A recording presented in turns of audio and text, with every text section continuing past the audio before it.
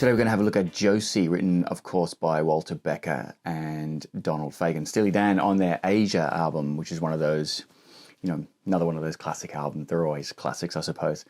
They don't make them like they used to. Okay, we are in standard tuning, key of, I suppose, an E minor, but Steely Dan, the chords are not really diatonic. Let's have a look at the intro riff. Okay, intro riff, we've got two guitarists on this, Dean Parks and Larry Carlton, two of the absolute still living legends from that era, absolutely. And it sounds to me like they're sort of playing a line each, whether or not Walter Becker played something or, it was only one of those guitarists who played it. But we're going to do it sort of the way any single guitarist would do. We'll do both lines at the same time. There is some tab and some chords down below in a PDF. Just before we look at the intro guitar tone-wise, I don't know whether Larry Carlton was using his 335. I don't know what Dean Parks was using. I don't know who did what. I don't know what Walter Becker did beyond the solo on that.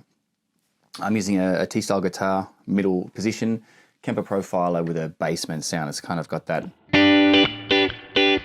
sort of clean, but a little bit of broken up as well. Okay, so it sounds to me like they're playing individual parts, sort of single string parts for the intro. But of course, we're going to look at it as one guitar playing it. Okay, so it goes like this. And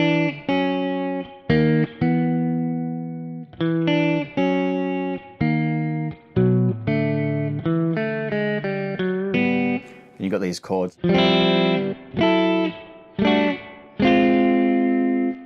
Okay, so we're going to be doing a D2 to B3, letting those ring out, then switch your fingers to a D4, B2. And that's an F sharp 5, but it makes sense to play it this way. That string skip. Then your hand doesn't need to, move as much. And then you're hitting a D sharp 5 to an E5. So that's first fret, second fret, to sort of a power chord. On the D string. So the first two notes picked, then picking fingers, then just fingers. Okay. Next time, first three parts are the same. Then we're going to hit a B5. So it's A2, D4 to a D5, D0, G2. Okay, so that part up to there.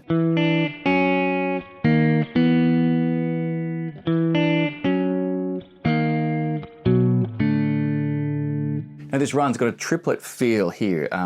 Again, sort of different ways to play it. I'm doing it on the E, so that's second on the D string, then second on the G, and that G is going to descend 2, 1, 0.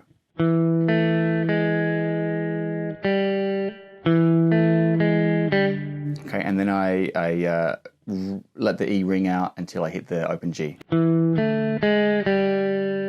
Then the F sharp, a quick bend up, and then I hit the G and B open strings. Because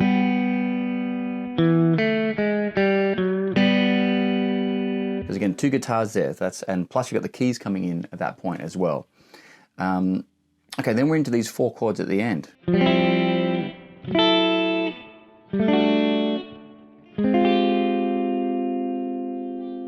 Really nice chords there. So you've got a D3, which is an F, open G string, C on the B first fret, and then open E. Okay, so you can think of that sort of an F major 7 sus2. Again, probably naming these chords is sometimes a little bit tricky, but that's the first one. The second one, I think of an F sharp dominant, which you see a lot in the chorus, but I only play 3 notes. Okay, so I'm the F sharp on the 4th fret D string, again, chords down below, and then the 5th fret B and E strings. A lot of other people will bring in the A sharp here. I can't hear it on the original. I can't hear it, so I'd play, but either way. The next one, a D and a G. That chord we see everywhere in this song. So D, triad, but your pinky's on the G, so wrap your thumb behind the back. And then we'd sort of have an A flat major 13. Okay, so we've got a D6, G5, B6, and an E3. Okay, that's the intro. Let's look at the verse.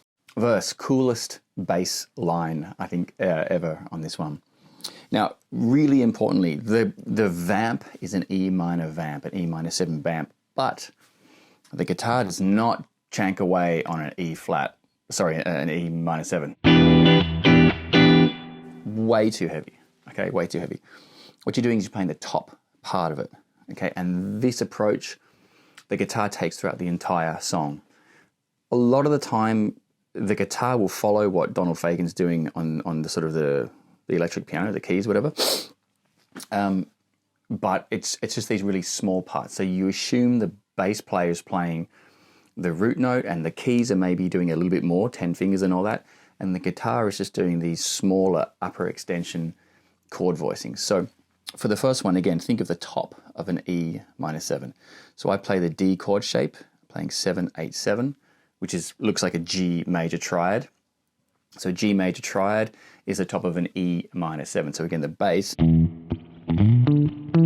is playing that sort of line, and you're...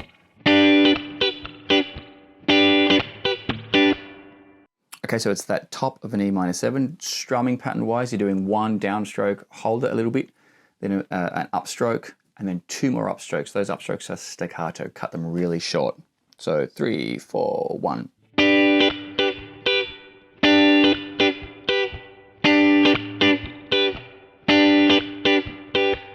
Okay, and that's the pattern there. You can give a good bit of percussiveness when you're playing. And you won't really be picked up elsewhere. Main thing is the top of your first finger is muting the D string, and you got to make sure with your picking hand you're accurate so you don't hit that open A string. Don't want that ringing out.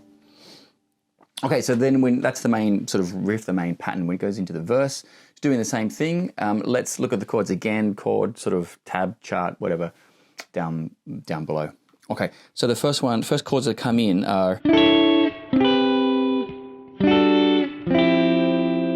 Okay, so these voicings here. Now you can just play what looks like an A and a G, that D chord shape, okay? And just a major triad there. I like bringing in the bass note because it's not too tricky and it fills the sound out a bit.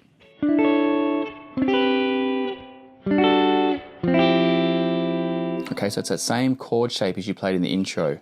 So we've got 12, 9, 10, 9. So major triad with the 4th on the bottom. Okay, so there's one. Let's move it down 2 frets. That's an A on D to a G on C.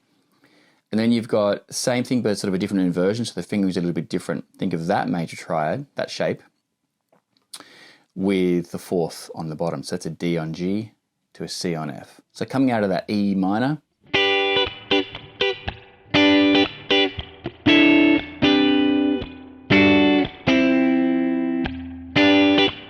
okay. Next part that goes to an A7. Okay, just a sort of think of an A7 there. I do the open A string, but you don't have to. So just a 5, 6, 5, and then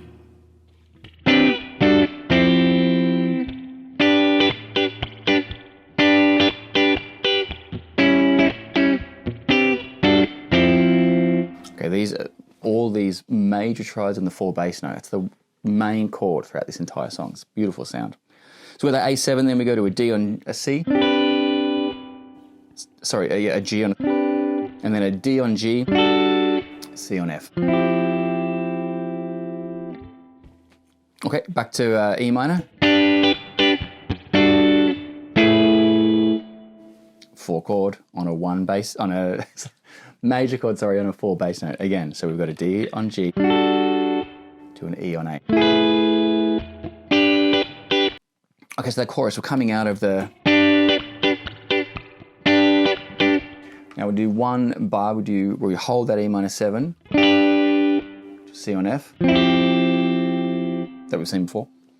And then we get into the chorus, okay, it's a chord every two beats there. So we've got an F sharp dominant, altered sound, F sharp a 7 sharp 5 sharp 9. So I'm doing a 4 3 5 5 to a B7 sharp 5 sharp 9. Okay, so you can think you're going 2 1 2 3 3. Okay, E minor, playing a 5 4 5. C on F. Repeat.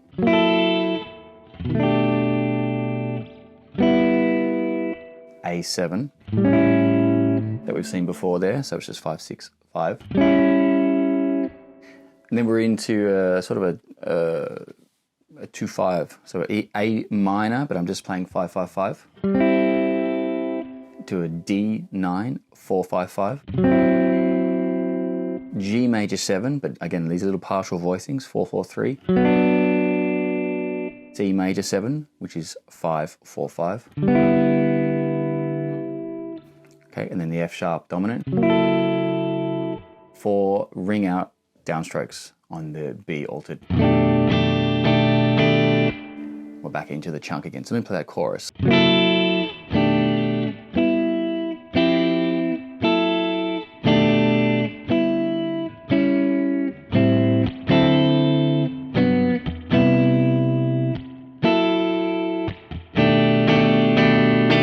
That one there, I played the full voicing so you could hear the bass note again. I'll play it the way I described it originally though.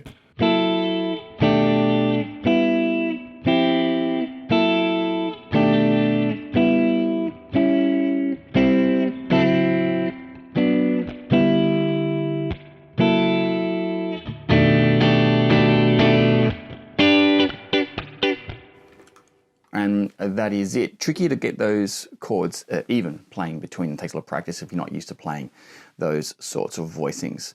A main thing as well in that main part is the staccato. Really cut those short, those little E minor stabs. Good luck, Josie. See you next time.